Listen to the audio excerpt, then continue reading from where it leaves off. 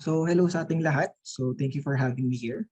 So ang daming questions ka rin nakakatuwa dun sa mga ni-raise nyo. Though hindi ko alam kung masasagot ko lahat. Pero I hope that yung presentation ko ngayon would be able to help you understand the basic understanding of the Philippine power system kasi medyo komplikado siya for a beginner pero I will simplify the concept so that you as an entry level dito sa power system could be able to understand. So ito ang ating presentation for Energy 101, overview of the Philippine power system. And yeah, I'm Jeff Manansala from ICSC Energy Policy Team. So let's have a quick background muna ng Philippine power system. Noong unang panahon, ang Philippine power system is vertically integrated. Ang ibig sabihin nun, lahat government-owned. Si generation, si transmission, si distribution, pag-aari siya ng government. So si government lahat yung umaasikaso sa pagtayo ng mga plantas, pagtayo ng mga transmission line, at lahat ng mga ano. Pero ang downside na government lahat ang may-ari is walang competition. At kapag walang competition, walang force na nagpo-push to achieve cheaper prices. So parang basta makaitayo lang, okay na yan. Pero parang walang drive to have a more cheaper na kuryente. Kaya tayo nagkaroon ng Electric Power Industry Reform Act of 2000 or tawag namin sa industry is EPIRA. Basically sa EPIRA, nirestructure natin yung energy industry para magkaroon ng competitive structure. So nagkaroon tayo ng competitive generation. So yung generation companies natin, tinanggal natin sa government. So hindi na pag-aari ni government at pinrivatize natin yung mga pag-aaring power plant ni government. At nag-establish din tayo ng WESM na i-discuss natin mamaya. Tapos sa transmission at distribution naman, in-unbundle natin. In-unbundle ibig sabihin, nagkakaroon tayo ng mas magandang transparency ng mga data natin or ng mga expenses sa transmission distribution para mabusisi talaga natin kung ano ba talaga yung mga pinapayaran natin. Tapos sa distribution side naman, nagkaroon din tayo ng open access sa transmission line pero more ano na siya. Ayun, parang nagkakaroon talaga ng competition sa ating electricity market. Kaya ito na yung naging structure ng Philippine power system natin ngayon. Nagkaroon tayo ng unbundled and liberalized power sector. Ngayon, meron tayong mga energy companies, si EDC, San Miguel, Apoitis, na nagko-compete sila sa isa't isa para ma-drive down yung mga generating cost natin. Meron tayong market operator, tsaka transmission system operator na independent sila sa isa't isa at nagtutulungan sila para magkaroon tayo ng mas transparent na breakdown ng expenses natin. Meron tayong distribution utilities tsaka retail electricity suppliers na ito yung nag-distribute sa atin ng kuryente. Though dito sa distribution side is medyo hindi pa nakaka-fully transition para magkaroon talaga ng competitive. Kasi nga 'di ba sa distribution natin wala naman tayong choice kung si Meralco or kung sinong kooperatiba. Pero ang end goal sana natin is makakapili tayo kung kanino natin gusto bumili. And first step nun is yung GIAP nga na ina-advocate ni Climate Reality. Pero mamaya natin discuss. And take note, itong pag-unbundle natin at pag-liberalize ng power sector, this is the best practice globally.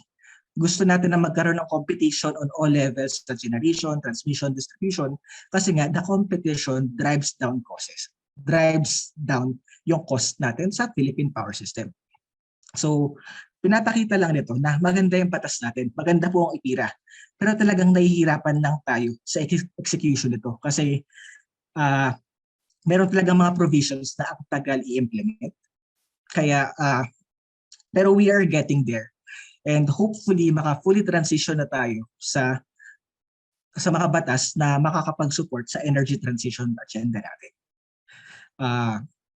In 2008, nagkaroon din tayo ng Renewable Energy Act of 2008. Ang objective nito is basically to accelerate renewable energy in the Philippines.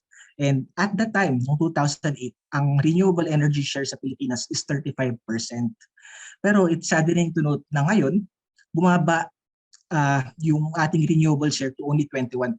So in the span of how many years, bumaba yung renewable share natin sa Pilipinas kahit meron tayong Renewable Energy Act. Kaya kailangan talaga nating mag-act para maibalik natin at maitaas natin yung renewable energy share natin sa Pilipinas. At itong pagbaba nitong renewable energy share is naging attribution nito is yung rapid development ng coal talaga itong past decade na talagang sa coal nag-invest majority. So, ayun. Ngayon, sa current policies and programs, in the latest edition ng Philippine Energy Plan, ito is from the Department of Energy, ang current target ngayon is to achieve, maibalik natin sa 35% share by 2030 at ma-achieve yung 50% by 2040 ang ating renewable energy share. Ito yung ating target ngayon ng Department of Energy.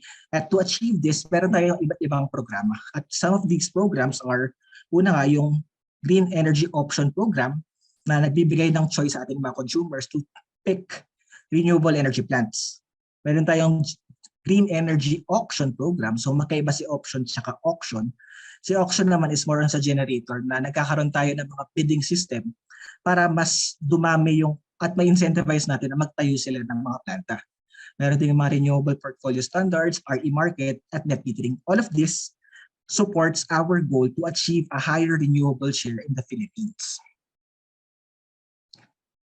Ngayon, i-deep dive natin yung sectors ng Philippine power system. Sabi nga sa EPIRA, nagkaroon tayo ng different verticals dito sa electric power industry natin. Meron tayong generation, transmission, distribution, supply, at nagkaroon din tayo ng market operator na dahil to sa EPIRA law natin. I-discuss natin isa-isa para maintindihan natin ano ba yung nangyayari sa bawat ibang sectors at ano ba yung mga nag-drive ng costs sa iba't ibang sectors na ito. So simulan natin sa supply. Sa supply is, ito yung side natin as consumers, dito tayo nakadikit. So yung load sector is characterized dyan yung pag-utilize ng kuryente. Characterized by the load demand. So si load demand natin in the Philippines can be classified into 4 types. Meron tayong residential consumers, industrial consumers, commercial consumers, saka yung public use natin. Pero nakikita natin na majority residential yung gamit ng kuryente sa Pilipinas kasi hindi masyadong develop pa ang industrial at commercial natin. So industrial yung nangungunang sector sa ating load demand. Ngayon, lagi na, one characteristic ng load demand that we must remember is that it is variable. Basically, the electric consumption is highly dependent on the human behavior. And nakikita natin siya dito na tumataas siya during midday, tapos bababa siya konti, tapos tataas ulit siya ng prime time, tapos nagkakaroon din tayo ng off-peak period. So basically, yung paggamit natin ng kuryente is largely dependent sa paggamit natin sa human behavior na tuwing papasok tayo sa school, sa office, ang taas ng kuryente, pero pag uwian na, medyo bababa. Pero pagdating natin sa bahay, tataas yung konsumo natin ng kuryente. Tapos pag matutulog na tayo, babagsak yung konsumo natin ng kuryente. So, nagre-reflect siya sa ating power sector. At itong load curve na ito is importanteng concept siya para malaman natin kung paano natin masusupplyan itong load na ito. Deep diving on this more, tignan natin ito on a weekly basis. So, in-average natin yung daily at nakikita natin na during weekdays, mataas yung konsumo, pero bababa siya during weekends kasi medyo mababa yung konsumo natin ng kuryente during weekend kasi nawawalan yung opisina, nawawalan yung mga, basically bumababa yung konsumo during weekends pero tataas ulit siya ng weekday. So it's a 5-day then 2-day cycle na taas-baba lang siya on a weekly basis. And on a monthly basis naman, nakikita naman natin na tumataas siya during summer season, to May, June. Ang taas ng konsumo natin pero kapag January, December, ang baba ng konsumo natin kasi alam naman natin na malamig yung panahon dito at kung malamig yung panahon, hindi tayo masyadong nag-aircon. So, bababa yung konsumo ng kuryente natin. Okay. So, another concept dito sa load sector na medyo nagkakaroon ng misconception is yung concept ng baseload. So, contrary to common knowledge, a baseload is a characteristic of the load demand and not the power supply. It is the minimum amount of power required by the load load demand to remain continuously operational 24/7. And shown nga here, yung base load is nakadepende siya dun sa off-peak period. So basically, kung ano yung konsumo mo sa off-peak period, yun dapat yung constant na power na kailangan mong ibigay sa grid para 24/7 tayo. Tapos yung mga naiwan, so i-base load mo itong capacity na ito, tapos yung naiwan is ibang power plant yung magbibigay niyan, ideally. Ayun yung mga concepts natin sa electricity. Okay. Isa pang concept na dito sa power system na medyo laging nalilito yung mga tao is yung concept ng energy versus power. Kailangan natin tandaan na energy is a product of power and time. So, ang energy, unit niya, kilowatt hour. Si power naman, kilowatt yung kanyang unit. So, pero medyo nakakalito pa rin siya. So, tignan natin siya dito sa load curve natin. So, meron tayong load curve. Nirepresent niya yung paggamit natin ng kuryente. Pag tinatawag natin energy, ang energy is yung area under the curve. So, basically, kung siya yung area under the curve, whereas yung power is yung thickness niya.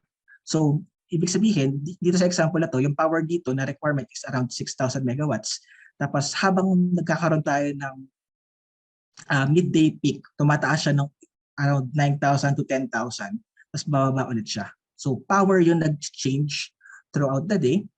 Energy is yung cumulative na paggamit natin throughout a specific time range. At kung ikukumpara natin to sa car analogy, energy is yung size ng fuel tank natin, kung gaano kadami yung na-store na energy, na fuel sa ating fuel tank. Yung power naman yung engine power, kung gaano mo kalakas yung engine mo. So yun yung analogy natin para mas madaling maintindihan kasi medyo marami talagang nalilito dito sa concept ng energy versus power. Okay, so ayun ang ating load sector. Ngayon, mag-move forward tayo sa generation sector. And sa generation sector, basically, ang concept is to deploy a combination of different power plants to meet the variability of the load demand. So meron tayong iba't ibang types ng power plant. Unang type ng power plant natin is yung base load power plant nga. And base load power plant generate continuous power to meet the minimum daily demand. Yun nga yung linya pinakita ko kanina. So these types of plants are inflexible, meaning their outputs are fixed and they cannot change their power output quickly. So example nito is yung coal, biomass, tsaka geothermal power plants. So kapag tumatakbo sila, fixed sila, dire-diretso lang sila. So ayun yung typical na baseload power plant natin. Meron din tayong tinatawag na intermediate o mid-merit power plant. So ito yung mga power plant na kayang mag-adjust ng output nila. And for this, flexible sila. And we must take note that flexibility is an important concept kasi kung nakita nga natin yung load demand natin kanina, di ba? Tumataas siya during tanghali, tapos bababa siya tuwing gabi. That concept, kailangan natin ng mga power plants na kayang makapag-meet itong pagtaas at pagbaba ng load demand natin. At dahil doon, kailangan natin ng mga flexible power plants katulad nga naman itong natural gas power plant. Pero ito pa yung isang mas type ng power plant, ito yung peaking power plant na sila yung pinaka-flexible pero dahil sila yung pinaka-flexible, sila din yung isa sa mga pinakamahal. Tumatakbo lang sila only a few hours a day tulad nga ni diesel power plant at ni hydroelectric power plant.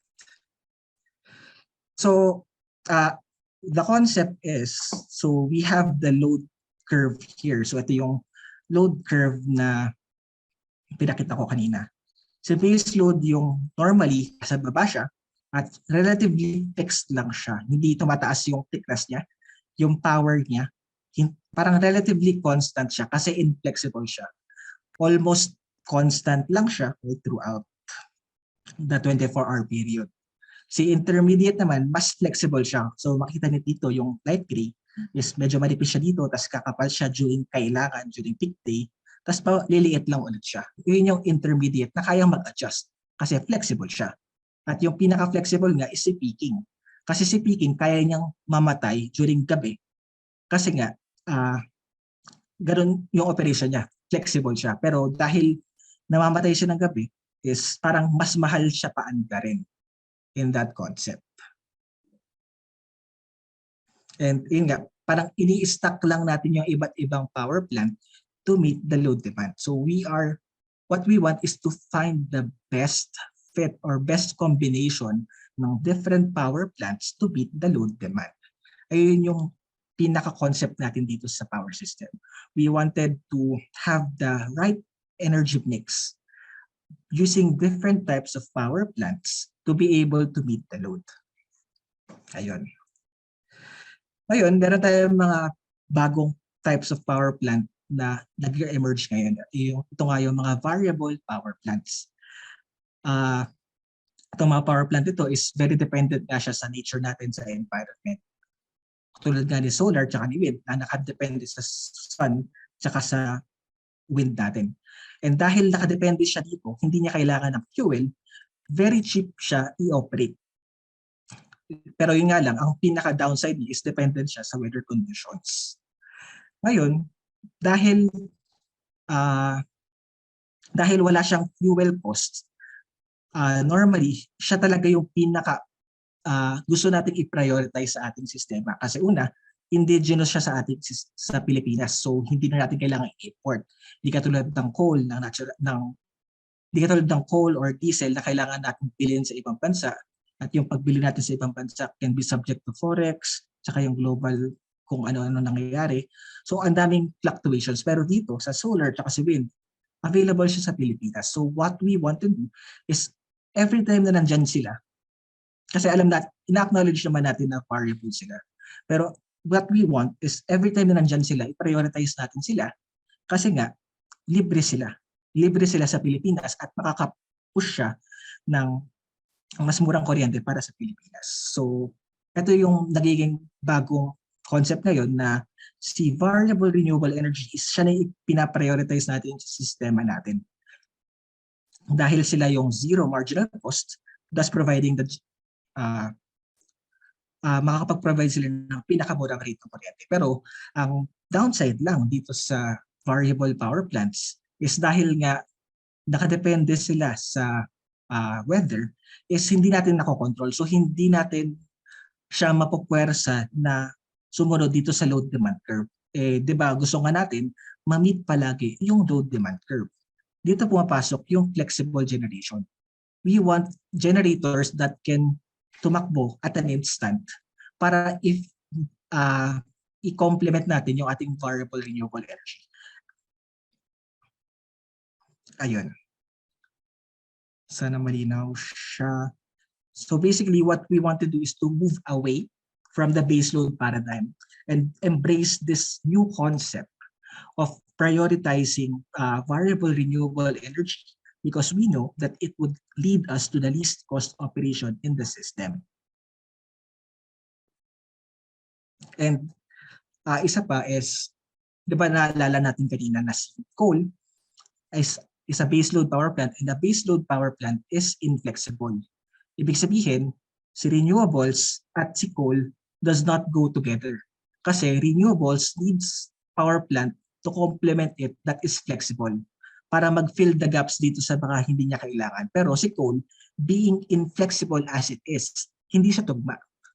So, between the two, the coal and variable renewable energy, alam naman natin na mas mura si variable, si solar at si wind. Mas mura siya, zero siya. Pero pag pinagsasama natin sa sistema, nagiging hindrance yung mas marami pang coal sa sistema dahil nga inflexible siya, hindi natin siya mapag-match or complement with renewable energy.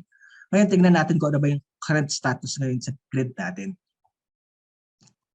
So, sa Luzon, Visayas, Mindanao ito. So, sa Luzon, itong dark gray na ito yung coal share natin sa Pilipinas. So, sa Luzon, predominantly coal, then merong hydro, merong natural gas yung pink, tapos yun, solar tsaka wind sa taas. 10 film pa lang siya. So, napakaliit ng power capacity pa lang na nakukuha natin sa solar tsaka wind kay Luzon. Kay Visayas naman, predominantly coal pa rin. Pero meron tayong green na to. Green is geothermal. Tapos meron din tayong malaki-laking solar sa Visayas. So malaki na yung share ng solar sa Visayas pero maliit pa rin siya sa gusto natin maging targets. Sa Mindanao naman, predominantly, coal din siya. Pero kino-complement naman siya ni hydro. So napapansin natin dito, no? Si Visayas, malaki na yung renewable share niya. Si Mindanao, malaki din yung renewable share niya. Pero si Luzon, yung pinakamalaki yung konsumo is ang renewable lang niya is itong si hydro, geothermal, tsaka itong thin na solar tsaka wind. So talagang kailangan pa natin i-accelerate yung pagkaroon pa ng renewable energy system kasi itong pink tsaka gray na ito is nakadepende siya sa global markets na nagpapataas ang presyo kapag nagkakaroon tayo ng imported. So parang isipin na lang natin na mas malaki yung share ng ini-import natin, mas malaki yung epekto niya sa presyo. So dahil malaki yung share na coal natin sa sistema, any price change niyan, mas makaka-apekto sa presyo. Kaya no doubt naman ngayon, kasi ang laki ng coal share natin, tumaas yung presyo sa global markets, kaya talaga nagtaasan yung presyo ng kuryente natin. Pero si Sir Bert yung magdi-discuss niya mamaya sa electricity bill portion natin. Okay. Sa transmission naman, transmission sector is basically, ang gusto lang natin dito is transmit energy from point A to point B. So siya yung nagta-transfer ng kuryente from the generation to the distributors para makarating yung kuryente sa ating load demand. Basically, transmission towers lang siya na high voltage. Ang mga voltage level is 500, 230, 139. So mataas talaga yung mga voltage level niya. So primary purpose nga niya is to transmit. Other than transmitting energy, is isa pang trabaho ni transmission sector is to maintain the overall grid stability and reliability. Dito pumapasok yung reserva or ancillary services na naririnig natin. Kung nakikinig tayo ng balita, parang palaging sinasabi yung nakulang yung reserves natin sa grid. Or lalo na ngayon kasi malapit na mag-summer, ngayon malapit na mag-summer, sinasabi ni DOE, diba, na kulang yung, parang manipis yung reserva ng grid natin. At dahil manipis, kailangan natin mas maging maingat. Ngayon, itong reserva nga ito, basically, ang concept niya is siya yung excess in unused generating capacity that can instantly respond to sudden changes in electrical load demand. Kasi nga, diba, si load demand natin, variable siya. Sa gabi, mababa, tapos tataas siya bigla. Sa tanghali, tapos mababa ulit siya. So yung pagtaas-baba na yun, kailangan natin ng power plant na kayang mag-respond na tataas siya or bababa siya. Si reserves yung isa doon. Or isa pang concept is, kunyari nagkaroon ng pumalya na power plant, si reserva din yung gagalaw para hindi magkaroon ng kaguluhan sa ating sistema. Kasi sa isang power system, napaka-importante ng balanse between supply and demand. Hindi pwedeng walang balanse ng supply and demand. Kung ano yung eksaktong supply, yun din yung kailangan na eksaktong demand. Kasi itong balancing ito yung nag-maintain ng stability ng system. If nawala yung balance, magkakaroon tayo ng risk na masira lahat ng nakakonekta sa ating sistema at ayaw natin mangyari yun. So, para magkaroon tayo ng balance, meron tayong reserves para dagdagan yung supply in case na magkaroon ng problema sa demand, or kapag as a last resort is nagkakaroon tayo ng rotating blackouts para mabalanse yung supply and demand. So, parang diba, supply at saka demand siya. Nagkaroon tayo ng mas mabigat, dumami yung demand ng tanghali. So dahil dumami yung demand ng tanghali, kailangan tumaas yung supply. Doon papasok yung reserva na bigla siyang papasok para ma-maintain yung balance. Pero kung wala nang papasok na reserva, kailangan nang magtanggal ng demand. Doon na pupasok si rotating blackouts. Okay. Isa pang nuance dito sa transmission sector is dahil nga sa unique na archipelago ng Pilipinas, hindi lahat nakakonekta sa grid natin. Meron tayong tinatawag na main grid, saka meron tayong tinatawag na off-grid. Yung main grid, ito yung nakakonekta sila lahat sa ating transmission system. So, lahat ng customer tsaka power plant na nakakonekta sa main grid is parang nagtutulungan sila para magkaroon ng balance sa supply tsaka demand. Pero yung mga off-grid area natin, they're on their own. Ito yung tinatawag natin mga missionary areas. At dito sa off-grid areas natin, almost 90% diesel yung gumagamit dito. At alam naman natin, diesel is isa sa mga mahal at isa rin sa mga polluting na ating energy sources. So, one thing to note lang na hindi pa 100% na interconnected ang Pilipinas through transmission sector. So, meron pang mga naka-island talaga na ito pang mga off-grid, minsan pa nga is hindi pa 24 hours ang kuryente nila. Minsan 8 hours lang or kung ano man. Ayun. Moving to the distribution sector. So distribution sector, siya yung nag-distribute ng kuryente sa atin, sa consumers. So low voltage na siya, nagtatransmit ng kuryente from yung connection niya sa transmission papunta sa ating mga consumers. And currently, si Meralco yung pinakamalaking distribution utility natin, serving Metro Manila and its adjacent provinces. Kung titingnan natin si Meralco bills natin, is pinakamalaki talaga na cost natin is si generation costs, followed by distribution, transmission, taxes, and others.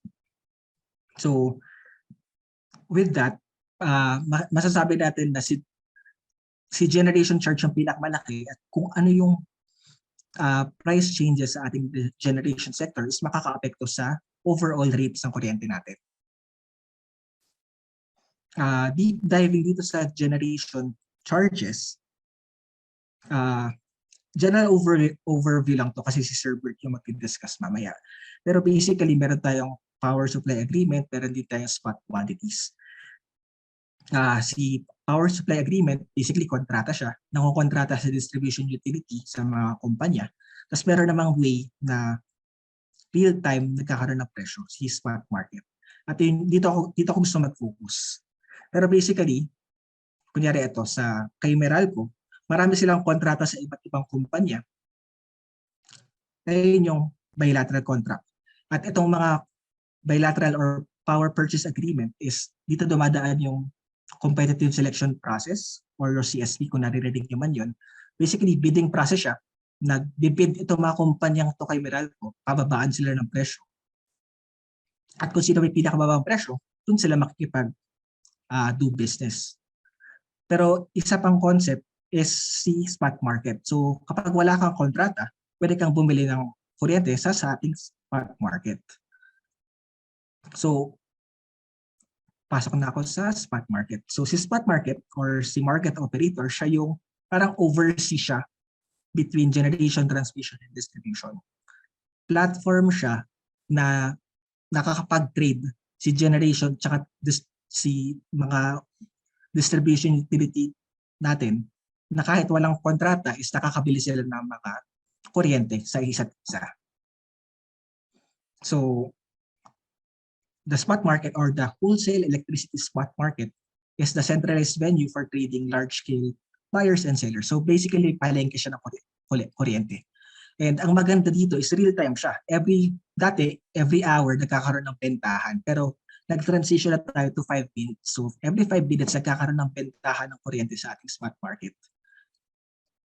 At very interesting tong spot market kasi sa Southeast Asia, isang Pilipinas sa mga leading na countries na merong spot market at nagsimula pa tayo noong 2006 pa. So isa tayo sa mga more advanced dito sa Southeast Asia behind Singapore lang na nagkakaroon tayo ng spot market, na nagkakaroon tayo ng trading venue for electricity. So para ba nangyari itong spot market na to? So basically, yung mga generators natin, nagsasabi sila na ganito kadami. So 200 megawatts yung ibebenta ko at ganitong presyo. Sa mga loads naman, sasabihin nila na, ito yung kailangan kong kuryente. Si spot market, basically, ang ginagawa niya is inaalam niya kung sino pinakamura, ipipila niya lahat.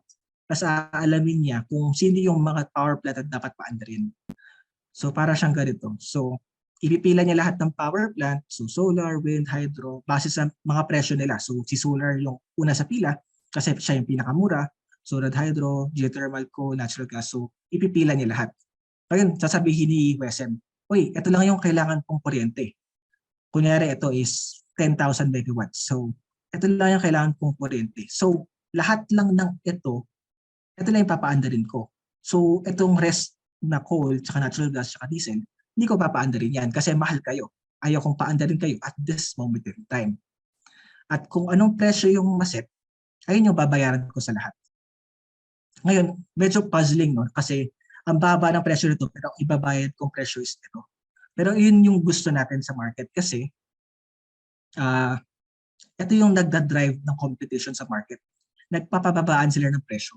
At pag nagpapababaan sila ng presyo, kung sino yung mas mababang presyo, siya yung madi-dispatch sa market. Kasi kung mahal yung presyo mo, hindi ka papaandarin. Papaandarin ka lang tuwing mataas yung demand. Pero kung pag mababa yung demand, hindi ka papaandarin, hindi ka kikita. So, ito yung maganda sa WESM na it incentivizes power plants to be cheaper para mauna sila sa pila. At pag nauna sila sa pila, nakakapagbenta sila ng kuryente sa atin. Ngayon, ano nangyayari kapag nagkakaroon ng shutdown? So kapag nagkaroon ng shutdown, sabihin natin si coal power plant biglang bumigay. Kasi daming reason sa bumibigay sila. So kapag bumigay sa isang coal power plants, with the same demand, so yung demand natin is kunyari 10,000 megawatts, with the same demand, papaandarin mo rin si natural gas, papaandarin mo rin bumigay yung coal. At dahil doon, tataas.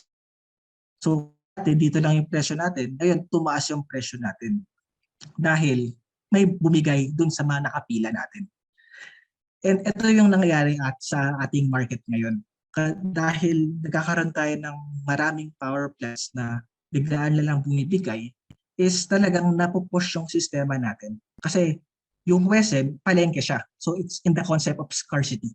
Scarcity siya ng kuryente. Ngayon, dahil mas naging scarce yung mga generators na nagbibenta, ay nag-aano siya, tumataas yung presyo. At dahil tumaas yung presyo, tumataas yung presyo. So, yun yung concept ng ating spot market dito sa Pilipinas. If used well, maganda yung magiging platform niya dahil it would really drive down cost. Pero ang nangyayari kasi ngayon, more than 50% of the transactions is by coal. And dahil doon, ang laki ng share nila sa market, parang sila nang nag-dominate. And what we want is to accelerate solar and wind para mas magkaroon ng drive down ng cost.